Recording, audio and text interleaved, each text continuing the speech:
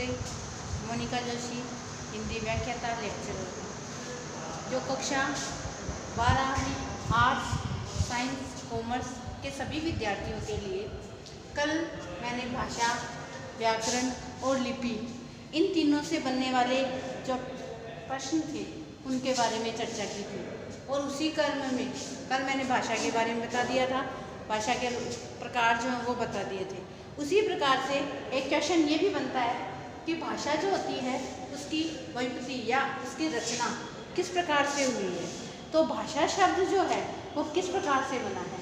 भाषा शब्द की रचना व्युत्पत्ति जो हुई है वो भाषा शब्द संस्कृत के भाष धातु से बना है। और भाष शब्द जो होता है उसका अर्थ होता है व्यक्त, वाणी या बोली या आवाज़। अपने भावों को अभिव्यक्त कर दे, व्यक्त करने वाली बोली को ही भाषा कहते हैं। कभी कभी ये प्रश्न जो है वो एग्जाम में पूछ लिया जाता है कि भाषा जो है उसकी व्युत्पत्ति कैसे हुई है या उसकी रचना कैसे हुई है। तो आपको इस प्रकार से उसको बताना है कि ये जो शब्द है वो संस्कृत से लिया गया है और धातु जो थी वो भाष धातु थी। और भाष का अर्थ जो होता है वो होता है व्यक्त, वाणी। अब उसी क्रम में अपन बोली, क्योंकि कभी कभी जो होता है वो भाषा के बारे में या बोली के बारे में दोनों में अंतर पूछ लेते हैं।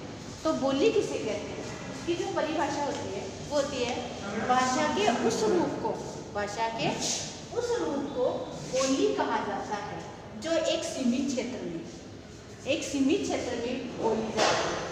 तथा ये क्या होती है, ये कम विकसित होती है। भाषा जो होती है वो देश की हो सकती है, बोली जो होती है वो एक सीमित क्षेत्र में किसी गांव की भी हो सकती है, तो उसे कम विकसित होती है, इसलिए इसे बोली कहा जाता है कि यह भाषा से कम विकसित होती है, सीमित क्षेत्र में बोली जाती है, इसलिए इसे बोली बोला जाता है। उसी प्रकार से भाषा, इसमें दोनों में अंतर पूछे तो अंतर आपको ये रहना है कि ये अधिक विकसित होती है, ये कम विकसित होती है, यानी कि बोली कम विकसित होती है, भाषा अधिक विकसित होती है।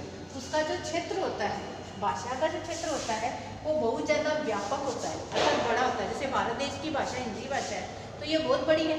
और इसी प्रकार से अपने जैसे गाँव की बोलियाँ जो होती है वो सीमित क्षेत्र में होती है, तो ये कम व्यापक होती है। ये इसके अंतर हैं अलग अलग। उसी प्रकार से ये कम विकसित होती है, वह अधिक विकसित होती है। ये दोनों अंतर भी पूछ सकते हैं, क्योंकि 2 नंबर का क्वेश्चन है तो बोर्ड कैसे भी क्वेश्चन पूछ सकती है। तो आपको ये क्वेश्चन बनता है कि भाषा में और बोली में क्या अंतर है। दोनों को आपको इस प्रकार से बताना है कि भाषा जो होती है वो अधिक विकसित होती है, बोली जो होती है वो कम विकसित होती है। भाषा जो होती है उसका क्षेत्र व्यापक होता है और बोली जो होता है उसका क्षेत्र जो होता है वो सीमित होता है। उसी प्रकार से जैसे प्रारंभ में ऐसा माना जाता है कि वैदिक संस्कृत चलती थी, क्योंकि पहले आचार्य जो होते थे वो ही पढ़ते थे। तो हमारी जो खड़ी बोली हिंदी है उसका विकास किस प्रकार से हुआ, जैसे हम पढ़ते हैं हिंदी, उस हिंदी का विकास कैसे हुआ। तो प्रारंभ में ऐसा माना जाता है कि खड़ी बोली हिंदी जो है वो संस्कृत का एक पारिभाषिक शब्द लिया गया है, अर्थात पहले संस्कृत से हिंदी को लिया गया, जिसमें सबसे पहले उर्दू, अंग्रेजी और अन्य जो भारतीय भाषाएं हैं, क्योंकि हमारे यहाँ नवाब भी रहे, अंग्रेज भी आ गए, तो इन सभी भाषाओं का मिश्रण हो गया। मिश्रण होने से उसका व्याकरण दृष्टि बना दी गई, व्याकरण को शुद्ध रूप दे दिया गया और बाद में खड़ी बोली हिंदी का अपन को विकसित कर दिया गया।